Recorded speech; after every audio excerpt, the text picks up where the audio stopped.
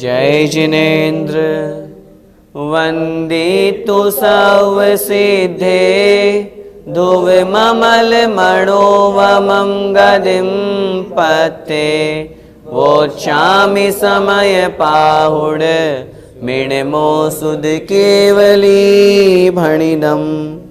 पंच परमेष्ठी भगवान की जय हो। समय सार जी का बंधाधिकार हम समझ रहे हैं। पिछली ज्ञानशाला की कक्षा में हमने समझा था कि वह जो जीव का अध्यवसान है, जीव के जो राग द्वेषादि भाव है, वास्तव में वे ही बंध के कारण हैं। आज उसी बात को हम आगे समझेंगे। वे अध्यवसान क्रियाकारी क्यों नहीं हैं? देखा तो यही जाता है कि जो क्रिया की जाती है उसे निमित्त से कार्य होना चाहिए, लेकिन अध्यवसान तो क्रियाकारी है नहीं, वे तो भाव रूप हैं। तो उनकी अपेक्षा से कर्मों का बंध क्यों कहा? जो क्रिया है उस अपेक्षा से कर्मों का बंध क्यों नहीं कहा? उसी बात को जो वास्तविकता है कि जो अध्यवसान है अर्थात राग द्वेष आदि भाव है, वे कर्म बंध के कारण हैं। उन्हीं से कर्मों का बंध होता है और जो उनको छोड़ करके मोक्ष मार्ग में स्थित हो जाते हैं वे कर्मों से छूट जाते हैं। यही बात आचार्य महाराज अगली गाथा में, गाथा क्रमांक 279 में कह रहे हैं। देखें, अध्यवसान निमित्तम जीवा बज्जन्ति कर्मणा यदिहि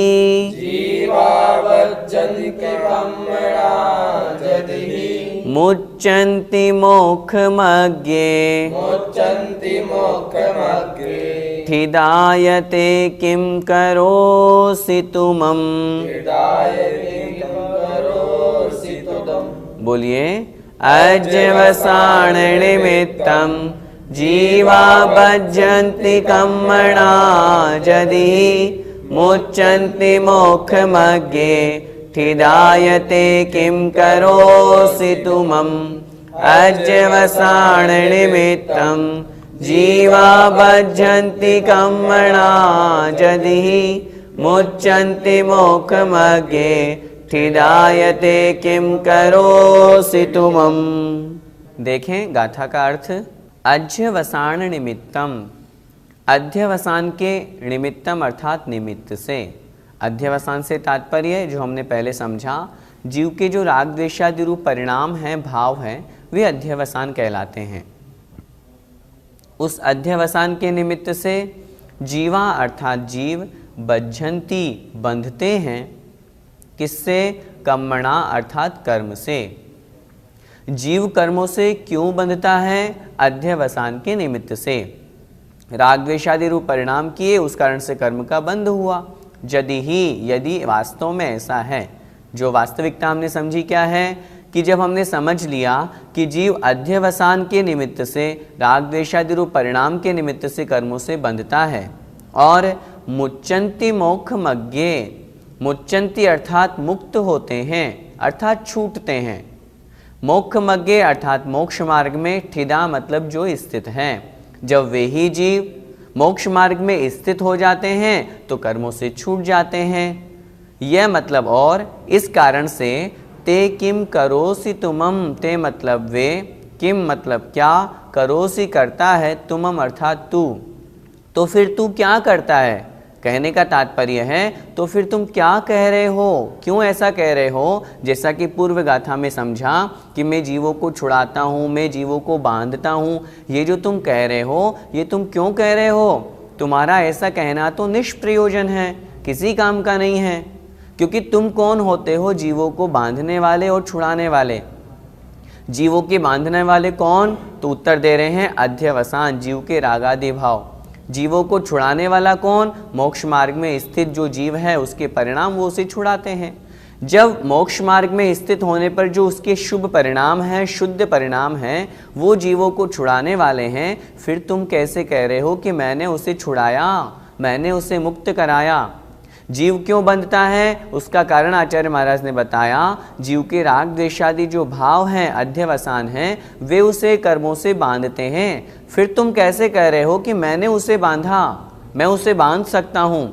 वास्तव में ये जो तुम्हारी बुद्धि है, जो हमने पिछली कक्षा में समझा था, पिछली गाथा में समझा था, वो मिथ्या ही है। इसीलिए आचार्य भगवान उस बुद्धि को मिथ्या सिद्ध करने के बाद में यहाँ पर वास्तविकता बता रहे हैं कि तुम किसी को बांध नहीं सकते, तुम किसी को छुड़ा नहीं सकते। तो कौन बांधता है और कौन छुड़ाता है, वो यहाँ पर कह रहे हैं। एक बार फिर से गाथा का अर्थ देखें। अध्यवसाय निमित्तम, अध्यवसान के निमित्त से, अर्थात जीव के जो राग द्वेषादि भाव है उनके कारण से, जीवा बज्झन्ति कर्मणा, जो जीव हैं वे कर्म से बंधते हैं।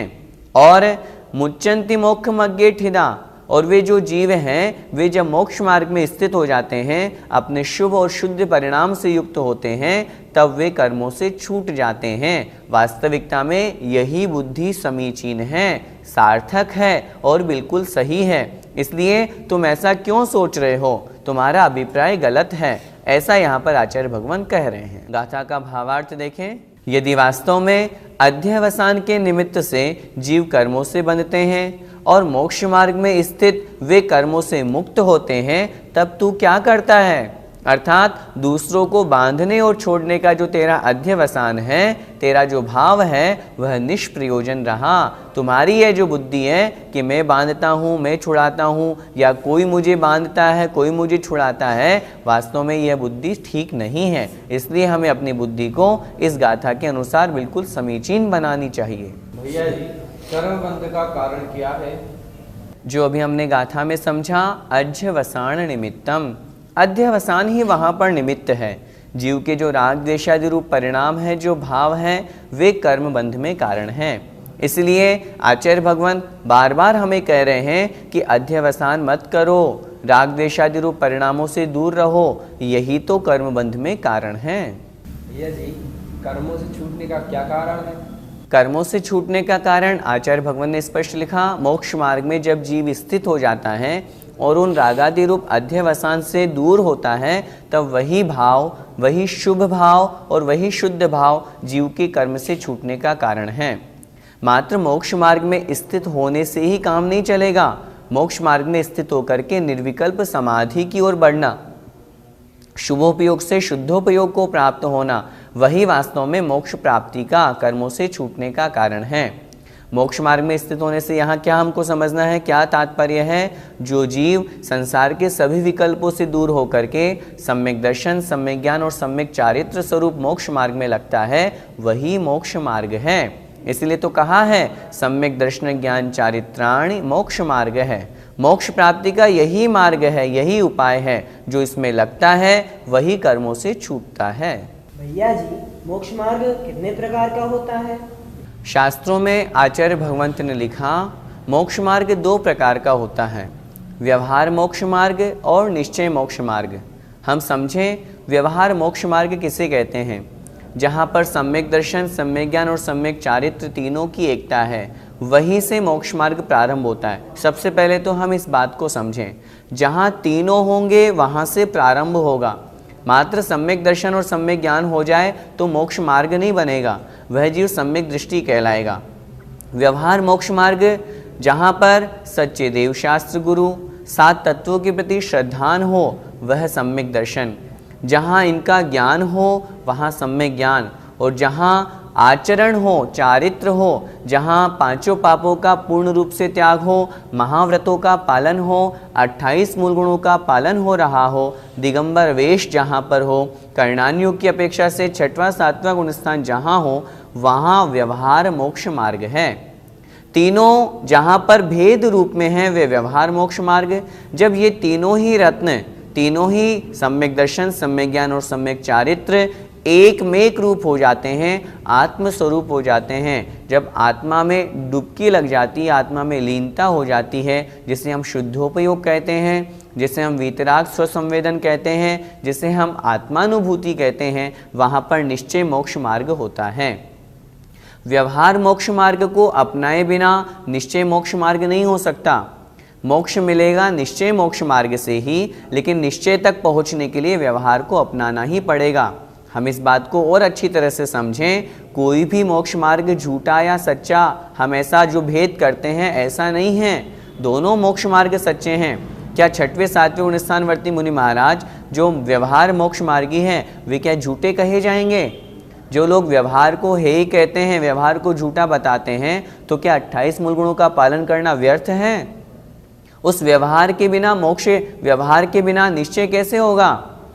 सभी शास्त्रों में स्पष्ट लिखा है, व्यवहार में भेद रूप कथन होता है, निश्चय में अभेद रूप कथन होता है। सम्यक दर्शन, सम्यक ज्ञान, सम्यक चारित्र जब व्यवहार रूप में हो तब तीनों एक साथ हो, जरूरी नहीं।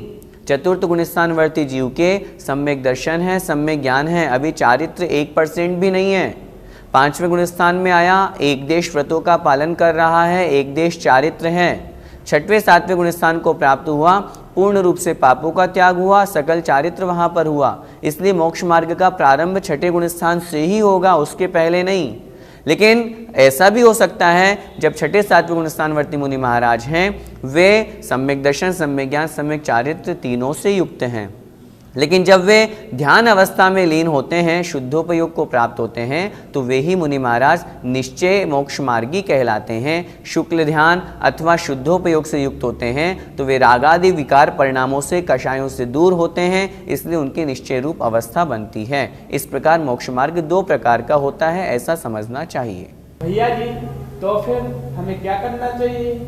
पंडित दौलत राम जी ने 6 डाला लिखी है। उन्होंने तीसरी ढाल में सबसे पहले लिखा, आत्म को हित है सुख, सो सुख आकुलता बिन कहिए, आकुलता शिव माही न ताते, शिवमग लाग्यो चाहिए।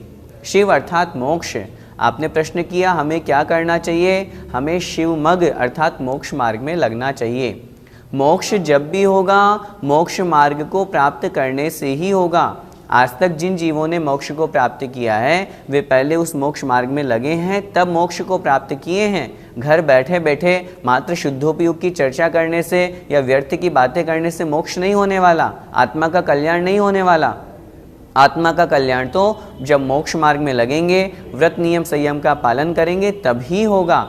लेकिन मात्र व्रत नियम संयम के पालन में ही स्थित रह जाएं ऐसा भी नहीं है। उनका पालन करते करते शुद्धोपयोग रूप जब परिणति होगी तब जीव को कर्मबंध छूटेगा, नवीन कर्मबंध नहीं होगा, पूर्वकृत कर्मों की निर्जरा होगी और उस जीव को मोक्ष होगा। इसलिए हमें क्या करना चाहिए? अभी हम गृहस्थ में हैं, हम समय सार जी पढ़ रहे हैं, बहुत अच्छी तरह से हम समझें, मात्र इसे पढ़ना नहीं है, अपने जीवन में भी उतारना है। हम जो समय सार जी पढ़ रहे हैं इसको पढ़ करके कम से कम हम इतना तो करें, हमारा राग द्वेष कम हो। जो हम संसार में फंसे हुए हैं उन उलझनों से हम अपने को सुलझाएं। कुछ तो हमारे जीवन में परिवर्तन आना चाहिए। यदि हमारी मिथ्या धारणा है, हम समीचीन धारणा बनाएं। यदि हम ऐसा मानते हैं शरीर को आत्मा, आत्मा को शरीर मानते हैं, उसे हम ठीक करें, सम्यक दर्शन को प्राप्त करें, व्रत नियम संयम का पालन करें, मोक्ष मार्ग प्राप्त करने की भावना रखें। नहीं, मुझे तो मुनि ही बनना है, और मुनि बनने मात्र से भी नहीं, मुनि बन करके 28 मूल गुणों का आगम के अनुसार पालन करके मुझे तो शुद्धोपयोग को प्राप्त होना है, समस्त विकारी भावों से दूर होना है। इस तरह का यदि हम भाव रखेंगे तो हमारा पढ़ना सार्थक होगा। इस गाथा का पद्यानुवाद पढ़ते हैं। रागादि से जब की बंधन जीव पाते, आरूढ़ मुक्ति पथ पे मुनि मुक्ति जाते। मैं बांधता जगत को अथवा छुड़ाता, तेरा विकल्प फिर वो किस काम आता। इसलिए आचार्य भगवान कह रहे हैं, इस विकल्प को छोड़ और वास्तविकता की पहचान कर। अगली गाथा जो हम पढ़ रहे हैं उसमें भी आचार्य भगवान यही कह रहे हैं कि तुम ऐसा मानते हो कि मैंने किसी को दुखी किया, तुम किसी को दुखी नहीं कर सकते। वो तो स्वयं अपने कर्मों से दुखी होता है, कर्म का उदय आता है, इसलिए जीव दुखी होता है, चाहे हम हो चाहे आप हो। देखें अगली गाथा। कायेण दुख वेमीय सत्ते एवं तुजं मदिं कुणसी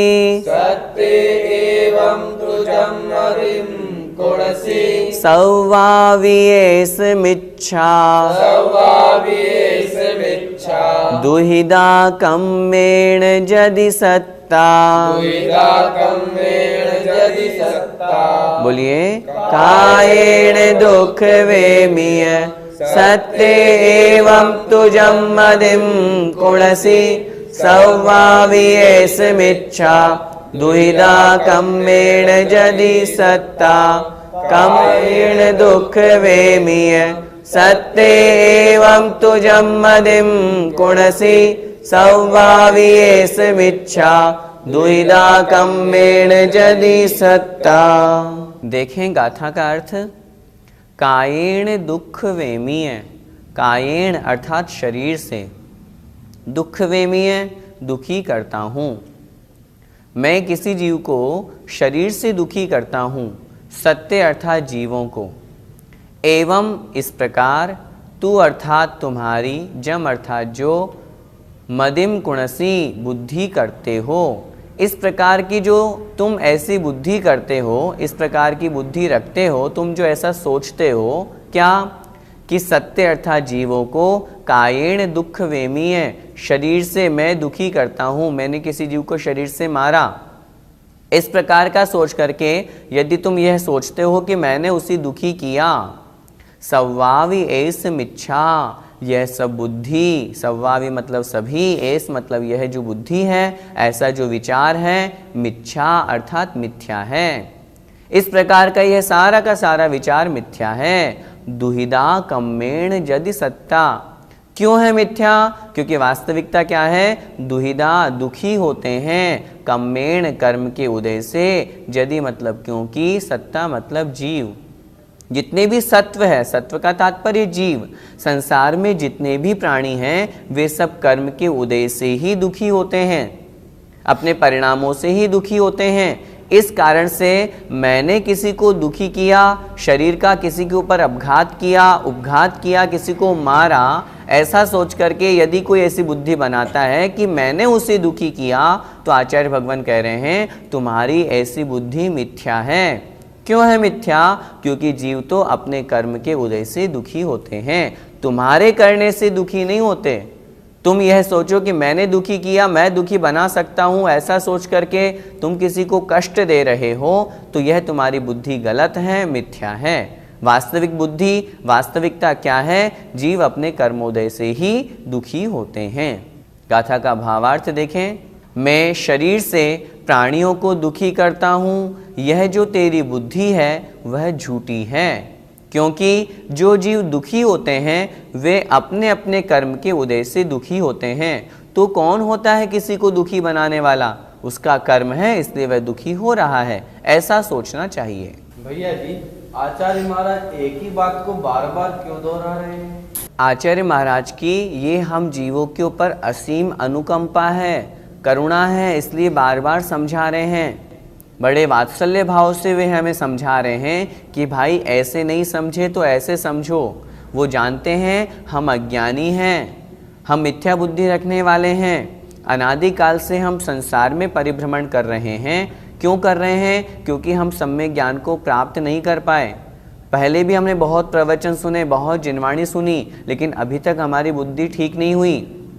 अब यदि एक ही बात को जब बार बार कहते हैं तो आज नहीं तो कल, एक बार, दो बार, 5 बार, जब 10 बार हम किसी बात को बार बार सुनते हैं तो हमें वो याद हो जाती है, फिर हमारी धारणा वैसी बन जाती है।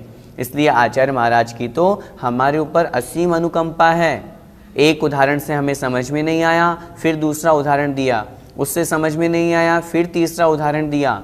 सभी शास्त्रों में यही है, यदि आप सार की बात करोगे तो सब शास्त्रों का सार तो एक यही है कि जीव अलग है और पुद्गल अलग है, बस अपने आत्म स्वरूप में लीन हो जाओ। लेकिन इतना मात्र कहने से हर कोई व्यक्ति मोक्ष मार्ग में नहीं लग जाता।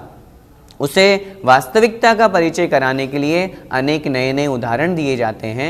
इसलिए ऐसा नहीं है कि बार बार दोहरान कर रहे हैं, वो तो हमें समझा रहे हैं। हमें समझना चाहिए, हम एक में भी समझ सकते हैं और 10 समझ में आए या 10 उदाहरण दिए उनको भी अच्छी तरह से समझ करके हमें अपनी धारणा आगम के अनुसार बनानी चाहिए। इसलिए करुणा भाव के कारण से आचार्य महाराज ऐसा कह रहे हैं, हमें उसे स्वीकार करना चाहिए। भैया जी, कर्म कितने प्रकार के होते हैं? कर्म मुख्य रूप से 3 प्रकार के, द्रव्य कर्म, भाव कर्म और नो कर्म। हम अभी यहाँ पर उनकी चर्चा नहीं कर रहे हैं। उनकी अपेक्षा से जो 2 मुख्य भेद कहे गए हैं, पुण्य कर्म और पाप कर्म, वो हम यहाँ पर समझते हैं। जिन पुण्य कर्म के उदय से जीव को सांसारिक सुख की प्राप्ति होती है वे पुण्य कर्म कहलाते हैं। पाप कर्म के उदय से जीव संसार में दुखी होता है, उसे कष्ट होता है, उसे बीमारियाँ होती है। इस प्रकार कर्म के ये 2 भेद कहे हैं, साता वेदनीय, असाता वेदनीय। जो जीव को सुखी करे वो साता, जो दुखी करे वह असाता। जैसे गोत्र कर्म के 2 भेद, उच्च गोत्र, नीच गोत्र। जो उच्च कुल में उत्पन्न होता है अपने आप को सुखी महसूस करता है, नीच कुल में उत्पन्न होना दुख का कारण कहा गया है। इस प्रकार से पुण्य और पाप रूप से कर्म 2 प्रकार के कहे गए हैं। भैया जी, तो क्या कोई किसी को मारता है तो वह दुखी नहीं होता? किसी को मारने पर कोई दुखी ही होता हो ऐसा नियम नहीं है।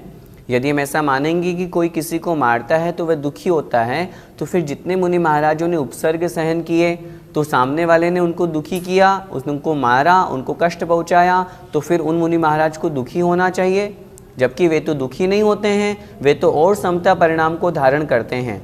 पार्श्व पुराण में लिखा, अगर कमठ या वह कमठ का जीव यदि पार्श्वनाथ भगवान के जीव पर उपसर्ग नहीं करता तो उन्हें आज तक केवल ज्ञान नहीं होता। कहने का तात्पर्य है कोई किसी को दुखी नहीं बनाता, वे चाहे तो दुखी हो, न चाहे तो साम्य परिणाम को धारण करें। सामने वाले ने मारा, मुनि महाराज के ऊपर उपसर्ग किया, तलवार से घात किया, या किसी शालिनी ने, शेर ने किन्हीं मुनि महाराज को खाया, मुनि महाराज दुखी नहीं हुए, वे तो और समता परिणाम धारण करके वे तो उनके कर्म बंध में को काटने में निमित्त बने, कर्मों की निर्जरा उससे और अधिक हुई। तभी तो आचार्यों ने कहा है उपसर्ग परिशहों को सहन करने से कर्मों की निर्जरा ज़्यादा होती है। तो वे तो और अधिक अपने परिणामों को उस तरह बनाते हैं कि वे दुखी नहीं होते हैं। चिरौंजा बाई जी का एक उदाहरण मुझे याद आ रहा है। चिरौंजा बाई जी की शादी हुई 18 वर्ष की उम्र में। उस समय उनके पति की उम्र थी 20 वर्ष की। उनके घर में उनकी एक वृद्धा माँ थी, बस 3 ही प्राणी थे। वृद्धा माँ का मन हुआ मुझे गिरनार यात्रा पर जाना है। तीनों गिरनार यात्रा पर गए। पहले के समय में बैलगाड़ी चलती थी, उसी से गए।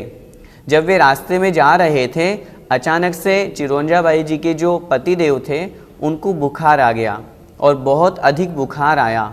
अन्य लोगों ने तो साथ छोड़ दिया, भैया तुम इनको संभालो, हम आगे बढ़ते हैं। संयोग से आयु कर्म समाप्त हुआ और उनकी दूसरे दिन मृत्यु हो गई। अब उस समय चिरौंजा बाई जी के मन में बड़ा विकल्प हुआ, अभी अभी तो नई नई शादी, युवावस्था में क्या करूं। वे कुएं में डूब करके अपनी आत्महत्या करने का उनके मन में भाव आ गया, मैं तो कुएं में कूद जाती हूँ। लेकिन जैसे ही कूदने लगी, अचानक से उन्हें स्मरण आया कि मैं क्यों व्यर्थ में अपना मनुष्य पर्याय समाप्त कर रही हूँ। मैं क्या अपनी आत्मा का कल्याण नहीं कर सकती? क्या अपना जीवन धर्म को समर्पित नहीं कर सकती? उन्होंने अपने विचार त्याग दिया, वापस आई। वृद्धा माँ जो रो रही थी उनको संभाला, उन्हें समझाया कि मैं तुम्हारा बेटा हूँ, क्यों चिंता कर रही हो, मैं तुम्हारी पूरी सेवा करूँगी। और पूरे जीवन भर चिरौंजा बाई ने धर्म ध्यान किया। दुख का कारण उपस्थित होने पर भी वे दुखी नहीं हुई। जब वापस लौट करके आई, गांव के सब लोग उनसे दुखी हो रहे थे, कैसे है, अब कैसे जीवन बिताओगी, क्या करोगी। लेकिन ऐसा नहीं है, दुख के कारण उपस्थित होने पर स्वयं दुखी नहीं होना, यही तो ज्ञानी जीव की पहचान है। हम बहुत अच्छी तरह से इस बात पर विचार करें, हम सुख के कारण बहुत खोजते हैं, लेकिन वे सुख के कारण क्या हमें सुखी ही बनाए, ये कोई ज़रूरी है क्या? लोग शादी करते हैं कि हाँ विवाह करके हम सुखी जीवन यापन करेंगे, लेकिन विवाह के बाद में बीवी अच्छी हो, सब परिवार में सुख शांति रहे, ये अनिवार्य नहीं है। बच्चे उत्पन्न करते हैं कि बुढ़ापे में हमारी सेवा करेंगे, लेकिन यदि इस तरह की संतान हो गई जो बाहर चली गई, जो पिता माता का कहना नहीं मान रहे हैं, तो कहने का मेरा सीधा सा तात्पर्य है, हम सुख के कारण भी उत्पन्न करते हैं, खोजते हैं और ऐसा सोचते हैं कि हम सुखी हो जाएं, हम किसी को दुखी बना रहे हैं। ऐसा नहीं है, ये सब कर्म के उदय से है। हमें कर्म के उदय को समझना चाहिए। कोई भी हमें सुखी दुखी नहीं बनाता। आज की जो 2 गाथाएं हमने पढ़ी, इनका यही सार है। क्या लिखा अंतिम गाथा में आचार्य भगवान ने कि कोई किसी को दुखी नहीं बनाता, सब कर्म के उदय से होता है। इसलिए हकीकत में हम अपने कर्म को सुधारें। आज हम ऐसा कर्म नहीं करें जिससे हमें भविष्य में दुखी होना पड़े। बाकी सब कर्माधीन हैं। अपने कर्म को अच्छा बनाएंगे तो उन कर्म के निमित्त से हमारा सुख दुख होगा। कोई व्यक्ति हमें सुखी दुखी नहीं बनाता। इस तरह की हमें धारणा बनानी चाहिए। इस गाथा का पद्यानुवाद देखें। रे काय से जगत को दुख है दिलाते, ऐसा कहीं तुम कहो बलधार पाते। निर्भ्रांत भ्रांत तब तो मति है तुम्हारी, संसार कर्म वश पीड़ित क्यों की भारी। तीसरी पंक्ति में आचार्य श्री हमें क्या संबोधन कर रहे हैं? निर्भ्रांत हे प्राणी, तुम तो भ्रांतता से रहित हो। संसार में भटकना तुम्हारा स्वभाव नहीं है। इसलिए भ्रांत तब तो मति है तुम्हारी। भ्रांत मतलब गलत, मिथ्या बुद्धि है तुम्हारी यदि तुम ऐसा मानते हो कि मैंने शरीर से किसी को कष्ट दिया। वास्तव में कर्मवश पीड़ित है। यह संसार तो अपने कर्मों से पीड़ित है। कर्म जिसके जैसे हैं उस अनुसार उसको वैसा फल प्राप्त होता है। जय जिनेंद्र।